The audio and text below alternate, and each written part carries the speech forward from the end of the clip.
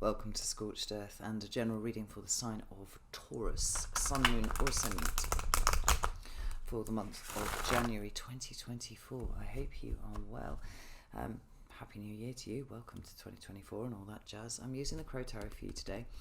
Before we begin, if the reading resonates and you'd like to go a little bit deeper, there will be an extended. That's available at the end, and it is the first link in the description box.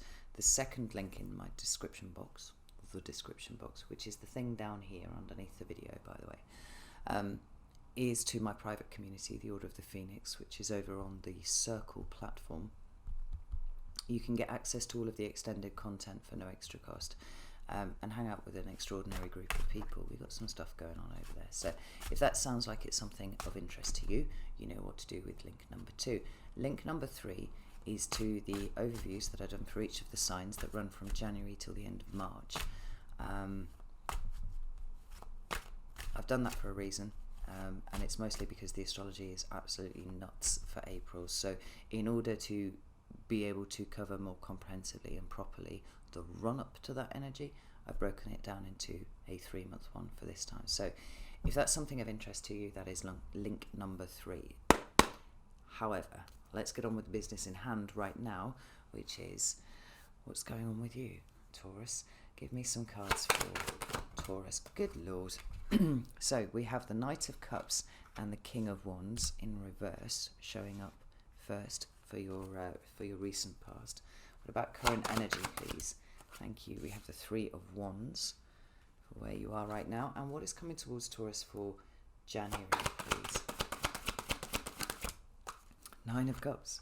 Well, how wonderful that is. We've got the Moon at the bottom of the deck, and I should just share with you, when I did the meditation that I do before I start any reading, there was one word that kept coming up, and I don't really understand the relevance of it just yet, but I'm going to share it with you. It's counteract and counteraction, and I'm hoping that at some point between now and the end of the extended, we're going to understand what the point of that word is. But I just wanted to share it with you ahead of time, because otherwise I forget about it.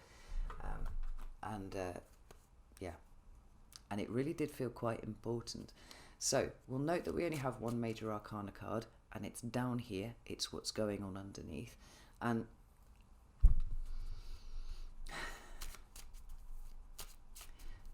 it speaks to exactly that. It speaks to what's going on underneath, right? We've got a card that deals with the underneath, the subconscious, the non-conscious, the subconscious, the unconscious, appearing as the shadow card at the bottom of the deck, which is sort of amplifying this energy of, I think, a lot shifting internally for you over this period, being from, when I record this on the solstice, 21st of December 2023, right the way up through to the end of January, I would think. But I want to put some clarifiers before we say any more. Tell me about the Knight of Cups and King of Wands in reverse. Right, we have 5 of Swords, 10 of Pentacles, and the Fool. I like that very much for you. Tell me about the 3 of Wands, please. Beautiful. King of Swords in the World.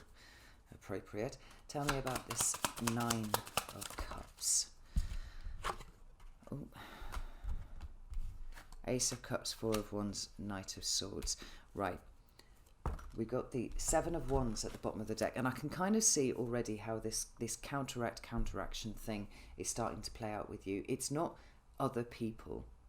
It's not you necessarily having to counteract the actions of other people, although there may well be points over this next period until the end of January where there are circumstances and situations whereby things that other people do trigger some sort of internal revelations and realizations for you, because there's a lot of very liberating energy here, and what we're trying to liberate you from, it seems, is what's going on within rather than what's going on without, because what's going on without is a reflection of what is going on within.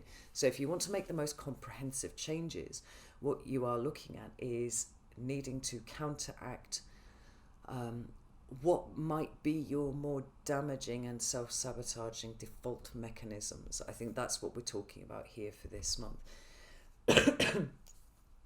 you notice that you have two cards that speak to that kind of fighting and resistance and all that sort of stuff. Here we have the Five of Swords over there, and we have the Seven of Wands over here, and you know, the Seven of Wands is right next to the moon. I say it a lot, but I say it for a reason. Like, the only person who can hold you back truly is you. The only person who can truly take your power from you is you, in the act of giving it to someone else or to a situation, or by descending into things like overthinking about situations, which then leads to a whole cycle of anxiety in itself. Now, I feel like I can talk very directly like this with you, Taurus, because you've spent 4 years balls deep in some really, really deep personal work, and I think you've all arrived at a place now where, to quote myself, as I'm going to do, because I feel like I've been saying this a lot for the last 4 weeks, actually, that we are running out of excuses not to be what we are. You know, I caused great hilarity amongst Tauruses back in 2020 when I first hit upon this notion of the fact that Taurus thought they were a cow rather than a bull. And what we've had is that a fairly comprehensive overhauling of a lot of the more obvious issues that have been at play with you. So, so the overthinking really is quite a huge one. You know, fear of pushing outside of one's comfort zone, fear of judgment, fear of sticking your head above the pulpit. You know, all of these things have been dealt with in one way or another, and there will be different expressions of how that has worked in your life. But this is very fine work here, because it really is clearing out the last of the dross.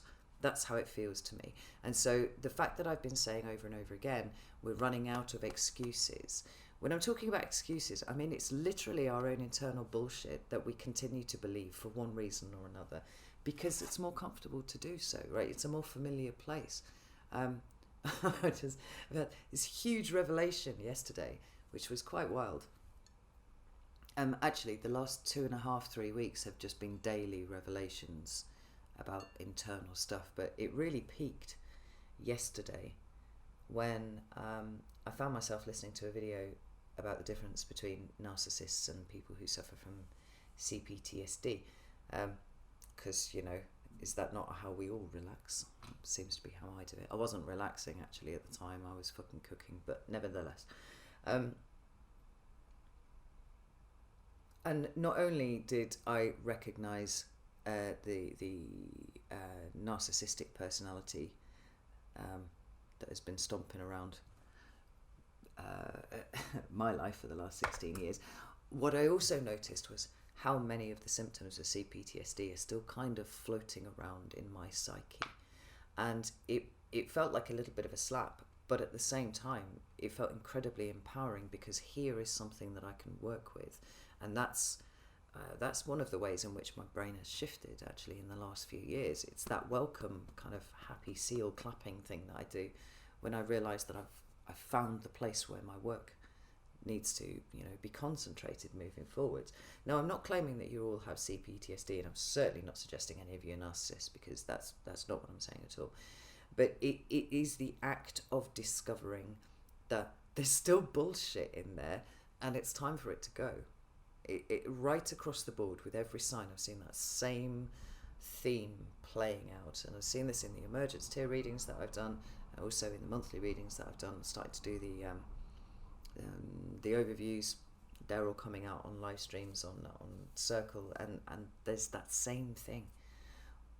Why are we continuing to labour under this misapprehension when we know that it's a misapprehension, that we're, you know, worthless or meaningless, or, you know, any of the other things? I hope that we're not at a point where we feel like we're completely worthless. I'm sure there have been points over the last 4 years where we've struggled with that. But everything is starting to seem a lot brighter, and it's like, why do I keep carrying this around? This belongs to a different version of me, and we're working on at least upgraded software, if not hardware.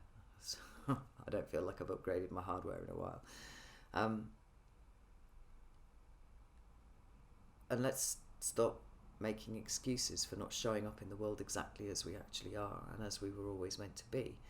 Now, that's kind of dealing with that stuff over here, but there's a process that we need to go through before we get to that place.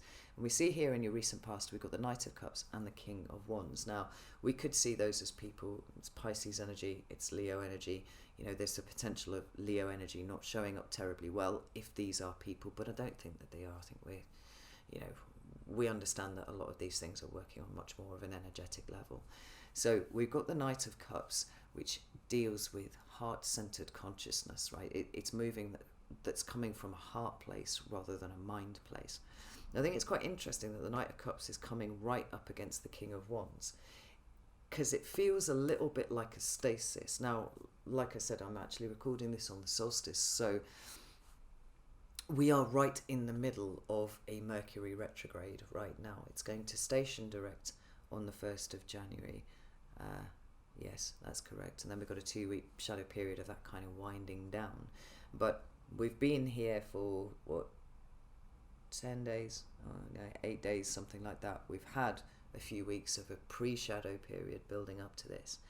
Wherever the King of Wands is in reverse, we don't have that, active movement that we associate with all of the kings, actually. We seem to have been kind of somewhat brought up short. But the Knight of Cups is still trying to move. Now, speaking as he does with, heart-centered consciousness, but also compassion and forgiveness and, treating ourselves kindly. It's almost like you've been paused for just a second. And maybe part of that is, where have you been believing your own bullshit? Because, if more indication were needed, we've got the 5 of Swords down there. We can talk to active conflict. We can talk to the way that, we run up against people. Interestingly, that is my card of narcissism. I just want to point that out there. But in reality, what we're looking at is what parts of us correspondingly are kind of connecting with these objectionable people.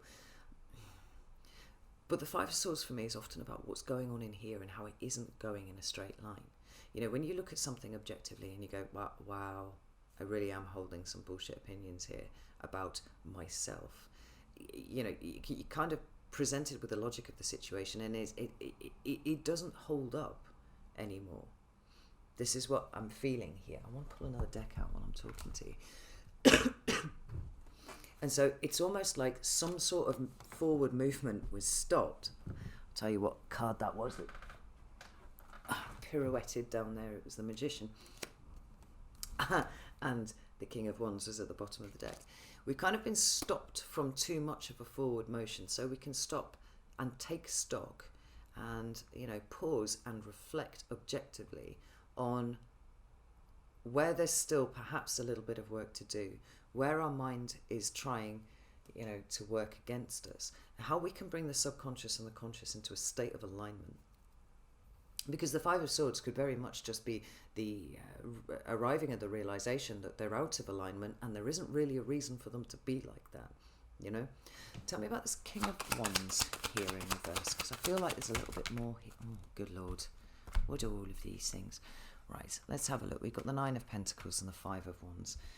We've got the Ace of Wands and the 9 of Wands down there. And I wasn't going to take them, but I am actually going to leave them there because it's pretty wandy.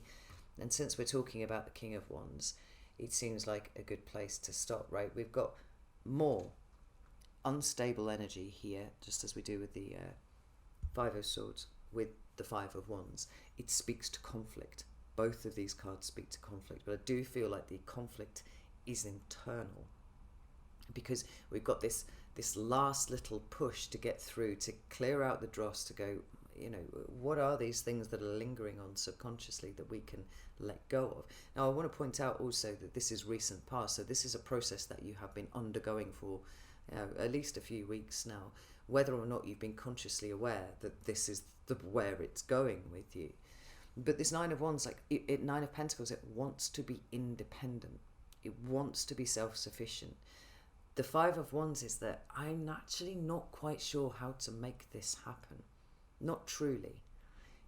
When we arrive at the realization that there's a bit of a problem here in the way that we're trying to to engage with the world because of what it is that we want to achieve, but then also something that's kind of eroding our, I'm going to use the word entitlement here, but it's not quite right. You know, the extent to which we deserve it, because I think entitlement's a bit of a loaded word actually, and I don't really want to use it in this case. This Ace of Wands and Nine of Wands down here is a desire to break free. But it's break free from self. And we see it happening here, and we're also seeing it happening here. And it's all kind of pivoting on this thing here. So we may not be moving forwards as fast as we like. The Knight of Cups is very slow. But it is moving forwards with a kind of thorough and methodical air to it, in terms of the way that you are looking at yourself and how you feel about yourself. And rather than sliding away from anything that feels confrontational and feels like it's uncomfortable, I feel like you've been dealing with it and being like, well, okay, right, I see this about myself. Like this revelation that I had last night. I mean, nobody wants to look at themselves and go, right, I literally have a problem that stops me from seeing straight. I have a problem that stops me from feeling confident in situations where I should. You know, I'll share with you. I have an assumption that given the choice, anyone in the world, everyone in the world, would rather not have to talk to me. And I don't even have an emotional response to this anymore. That's just what I feel. And I'm always shocked when people go out of their way to talk to me. Like, what are you doing? Yeah, there are half a dozen other people in this room that you could speak to right now. I don't feel hurt or wounded by that, but it's just a proposition that is sitting there in my head, or a premise in my head, that it's a bit bullshit, really. And I find that same kind of detached curiosity that I have about that position that I hold, playing itself out, having played itself out in your mind too. You're like, this actually doesn't gel together. It doesn't really make any sense when set against the evidence that sits outside of me, you know? So we got this Ten of Pentacles and this Fool under here as well, and that's quite interesting, because the Ten of Pentacles speaks to security and stability and all those kind of things. And remember what I said earlier about the familiarity of what is painful. You know, the familiarity of the default mechanisms of our minds. You know, what is really difficult is to push ourselves out of a comfort zone. It makes us incredibly vulnerable. And, you know, for you might, like me, share a terror of maybe having so much of your ego playing out in a situation that you don't recognize that in that moment someone would rather be talking to anybody else in the room but you. And you sort of adjust for it preemptively. Like, that's part of who you were. It's not part of who you are moving forwards. Because the fool is wanting to release you from that energy. It's saying like, no, blank state, out of comfort zone, we're going ambling and we're going out up here, and we're not afraid anymore of the consequences of getting it wrong. I listen to podcasts a lot while I'm doing, you know, domestic drudgery and stuff. And I was listening to Mark Manson, who some of you may be familiar with. He wrote The Subtle Art of Not Giving a Fuck, which, like, that's an awesome book. I still haven't quite mastered it yet, but I'm certainly further down the path than I was a few years ago. And he was speaking about confidence. He says it's the thing that he gets asked most often is how to cultivate confidence. Like, what even is it? You know, and to people who don't have it, this is a very legitimate question. What the fuck is confidence, and how can I embody it? And his answer was unexpected, but reflecting on it, actually very insightful. He said, true confidence comes from not fearing failing.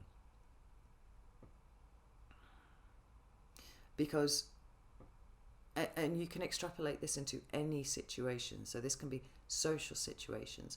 We're not afraid of failing at the social stuff. We're just turning up and being who we are. And, you know, if we make some sort of faux pas, some sort of social boo-boo, you know, we just laugh about it, laugh at ourselves and move on, right? There's no being absolutely struck with a terror that we have now just fucked everything irreparably moving forwards. And I really love his take on this. I really do, because no matter what area of life you think about, there's a truth to that statement that keeps ringing through. Like, if we were truly, and we've had this conversation before, Taurus, if you could not fail, if there was no chance of failure whatsoever, what would you do? That question is designed to have you bypass all of your internal bullshit and go, actually, you know, if I could do anything else in the world, anything in the world, I would do this thing. And then the question becomes, why are you so afraid of failure when failure is probably the thing that's going to help you move towards that? Because you learn so much from a failure. And if you can laugh it off and not take it too deeply within yourself and go, okay, well, that was not a particular way that a light bulb is constructed. Those of you who've been with me for a while will understand that reference. Then you can just pick yourself up and move on to the next thing. And that's the seat of confidence. That's where this stuff is born. And I think what we've got going on here is the question of whether what is familiar to you is so valuable that it counteracts, oh, hello, there we go, that it counteracts the possibility of you having those things that you would go for if you knew that you could not fail. And quite honestly, I think the you know, getting to a place where we are running out of excuses, we can tie that indirectly to, you know, is what you've got now so very fucking valuable that it's going to stop you doing anything else? And the answer is no. I genuinely believe for you, Taurus, that the answer is no, because the Fool is right there accompanying it. And even in these two cards down here, we've got that initiatory energy of the Ace of Wands that's like new creativity, new passion. Are these... It's allowing the creativity and the passion and stuff to run through you because it's not getting counteracted by you internally going, well, the likes of me can never do something like that. It replaces it with more of an enthusiasm to just give it a go and see what happens. You know, this Nine of Wands can talk about boundaries, and that's been a very important topic for you over the last 4 years.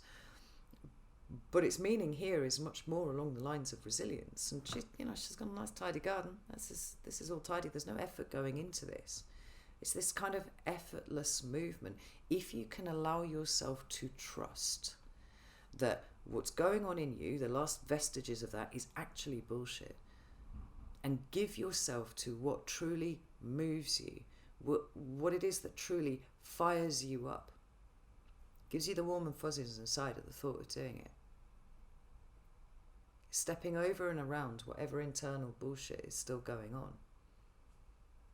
Then you're free, Taurus. That's what's happening here. We've just been shaking you loose. And then, you know, it makes a lot of sense then when we come into your current energy that it's covered by the Three of Wands. Active movement forwards. The Three of Wands is a funny card that sometimes, actually a few times over the course of 2023, I've seen to denote specifically changed behaviour.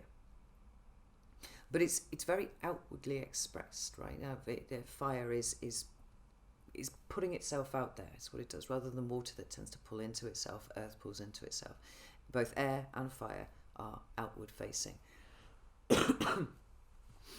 It's the external expression of whatever it is that is going on in you at any given point. So like what your actions are, what it is that you're applying yourself to, you know, what you're really getting in the grind with and being like, this is where I want to go in the future. We've got the star up in the corner of the card. What is my goal? You know, if this wall of water that's sitting here is, you know, representative of your internal bullshit, it's like, recognize that in this instance you are a crow and you don't have to swim through that. You can literally spread your wings and fly over the top.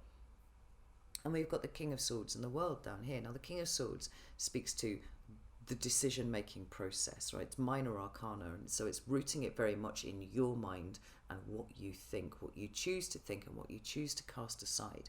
You know, the King of Swords is an arbiter who chooses between sides, right? And where you've got two bits of you that are in conflict, even though the bit of you that is light and strong and enthusiastic and confident is actually, and probably has been for a while, significantly more mass than the stuff that's been keeping you back.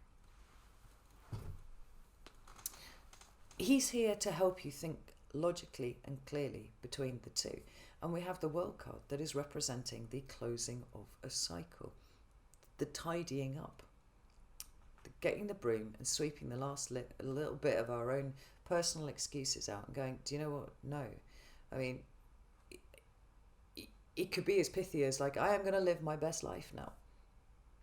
Now, you may not have any idea what that looks like, but I think we can all agree that living our best life isn't necessarily about what you do, it's about how you feel when you do it.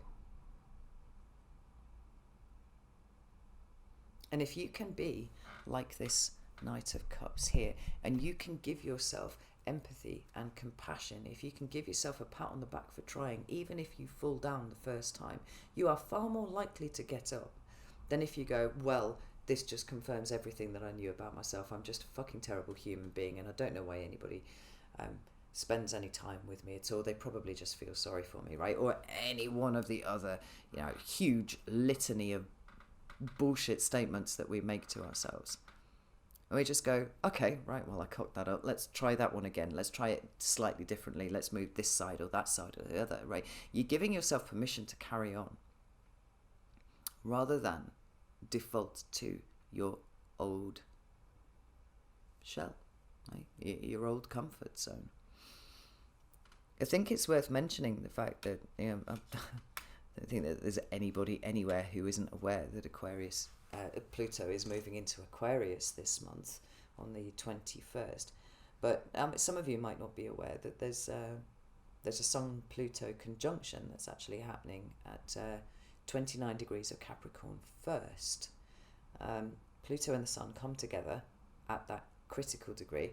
It's 29 degrees and something minutes. I don't know what the minutes are. I can't remember off the top of my head, right? But this has the function of illuminating, you know, in glorious technicolor, what has been hidden up until this point. And, you know, for some of you, that energy might be already, you know, bubbling around. I feel like I've been in that energy for the last couple of weeks. But, you know, still might be surprised by, you know, around that period, what comes up for us in terms of what we see about ourselves. Now, they'll move from that conjunction into, the Sun will move into Aquarius, and then Pluto will follow something like 12 hours after, right? So they go from the end degree of Capricorn, where we are really trying to break out of that energy altogether before, you know, sliding over the line into Aquarius. I don't know. I feel like there's a lot that's going to open your eyes this month. And there's a lot of recognition of where one's own bullshit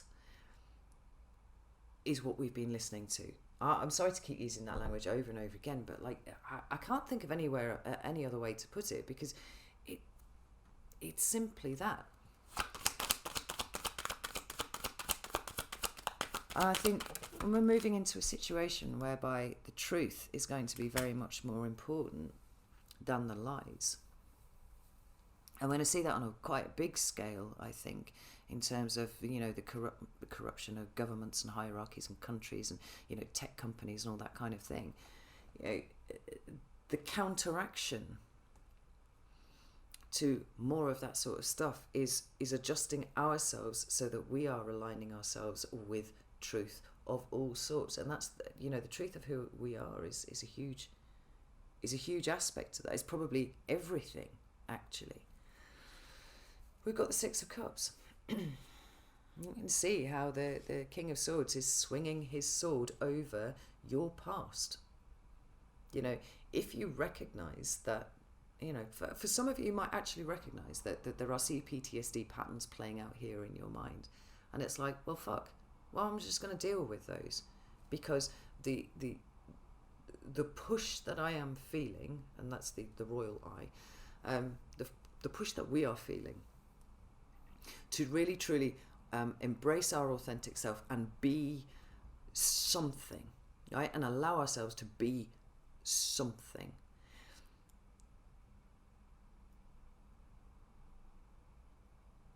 Is far stronger than the desire to keep ourselves small, unseen. We try not to, you know, rock the boat anywhere, because it's inherently deceitful at the end of the day. And that's quite a thing to come to a realization of. But Taurus, I think you're absolutely there.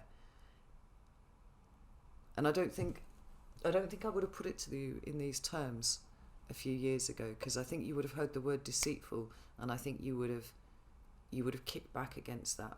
Like, you would have, you know, internalized that. But I think for most of you, you can see what I mean now. Like, the ways that our subconscious mind tries to protect us, it does have an illusory quality to it. It obfuscates the truth and stops us from being able to see it.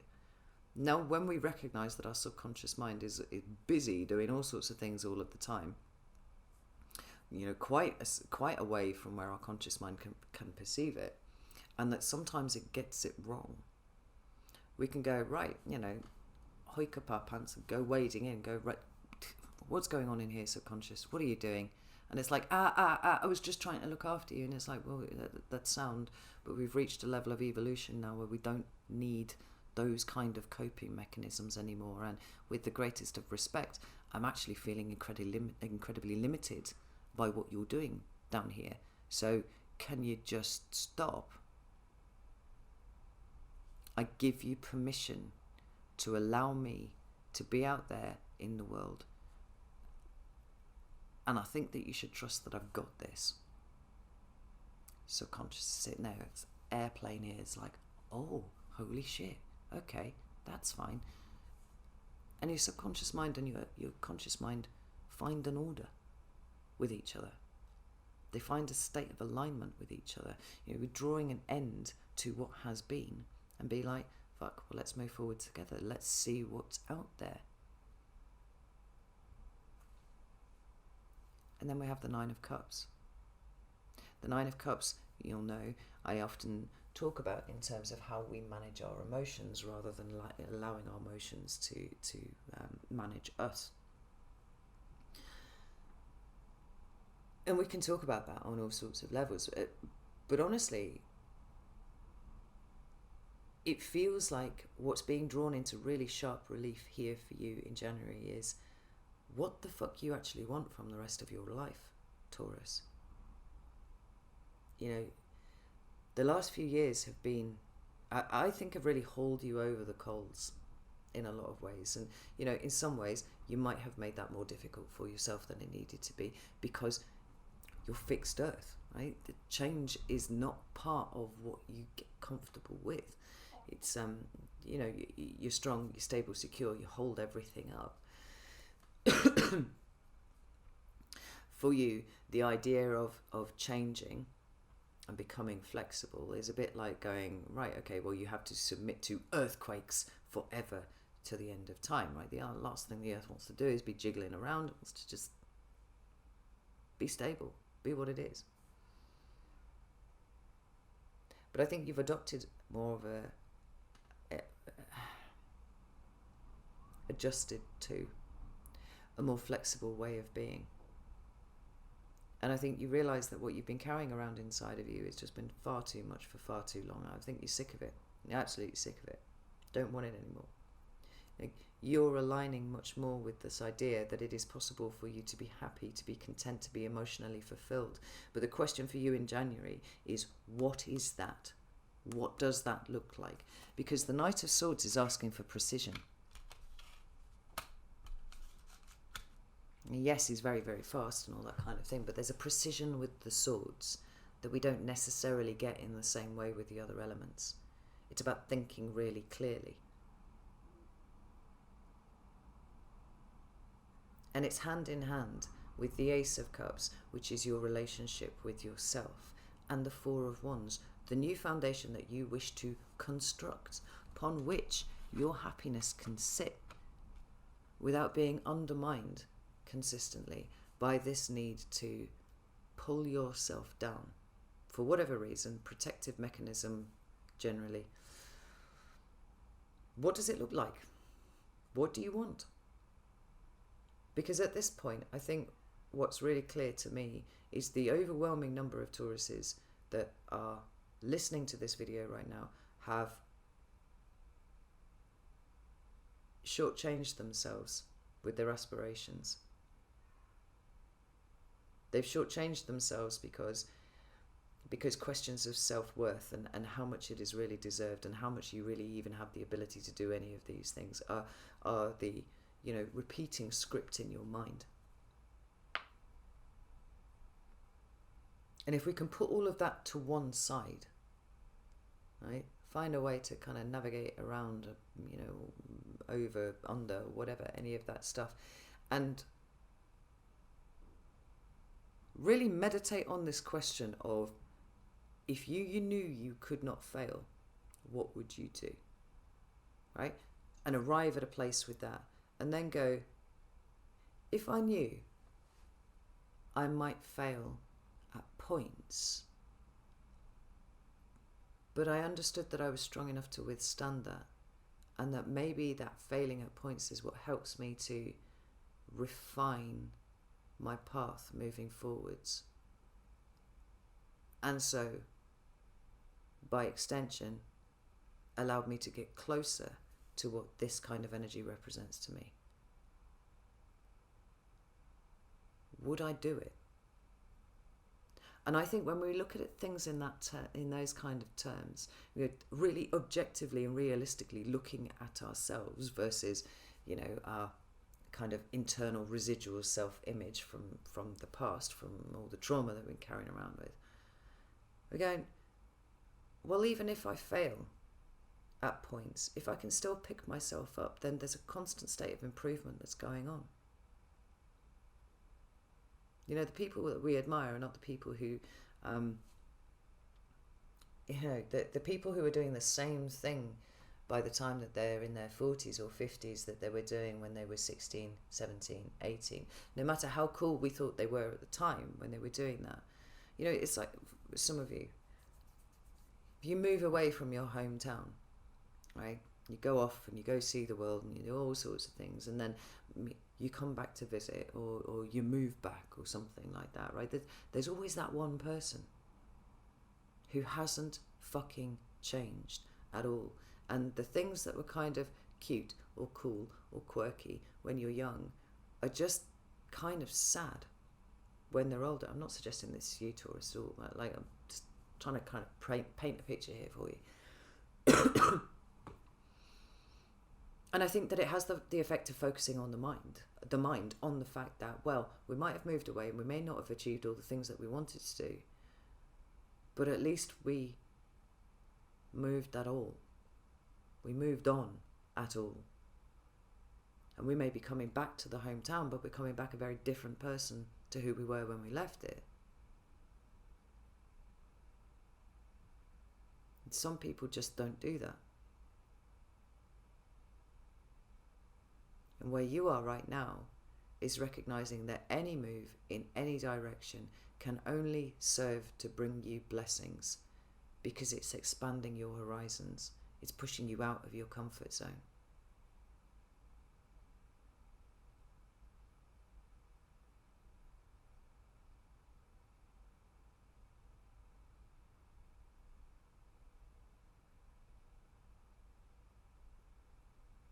I would say a lot of this is amplified if you happen to have any placements in Aquarius. It might be worth having a look to see what house in your chart Aquarius rules.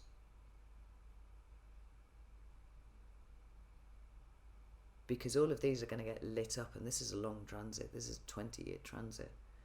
So it's not like everything has to happen immediately, but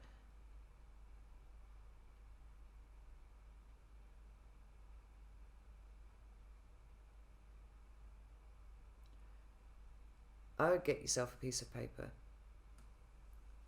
You don't have to get yourself a piece of paper, but I know how Taurus like to write notes and stuff. And I want you to completely suspend disbelief. Just for a moment, just for an exercise. Where would you like to be in 10 years' time? And I don't want you to just put down things like, oh, I've got a nice house and I've paid off my mortgage, or things like that, right? Because we're moving to something more ephemeral than that, more energetic based. How do you want to be able to feel in 10 years' time?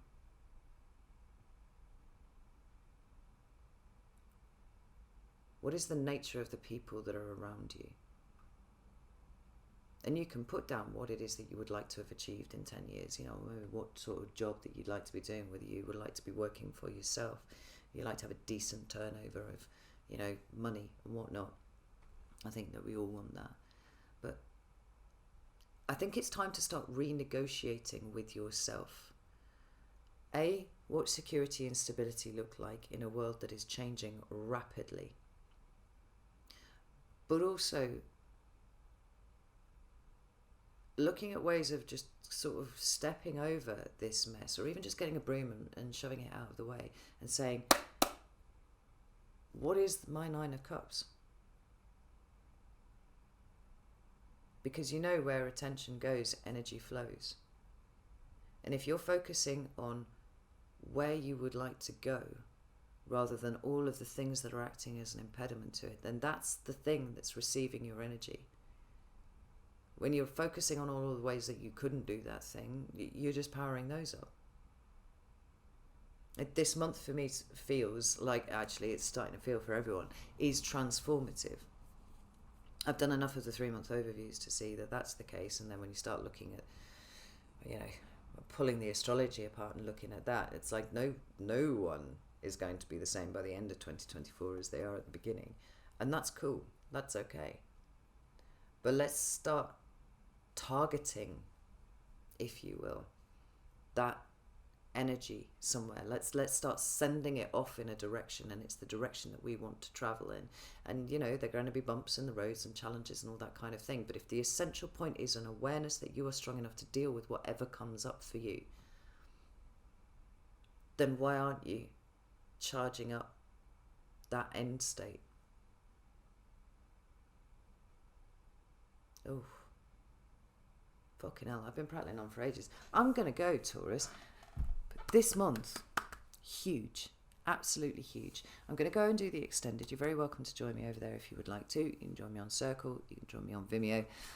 If not, the takeaway from this is it's time to start focusing all of that mental energy on where you want to go, rather than the things that are holding you in place, or any of their, you know, the fears of failure, or all that sort of stuff, right? It's all just internal bullshit.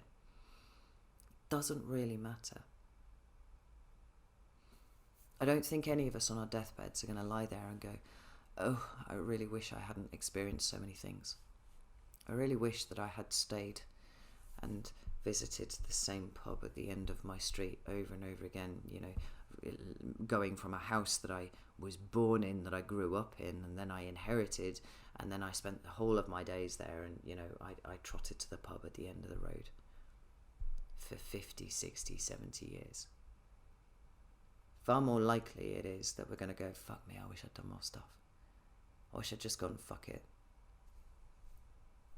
I wish I'd learned this a lot of not giving a fuck, and just gone after my dreams and after the things that really lit me up and filled me with excitement. I wish I'd embraced those. I'm almost certain that's what I'm going to say on my deathbed. Trying quite hard to make sure that that isn't going to be something that I feel. But this is where it all changes, Taurus.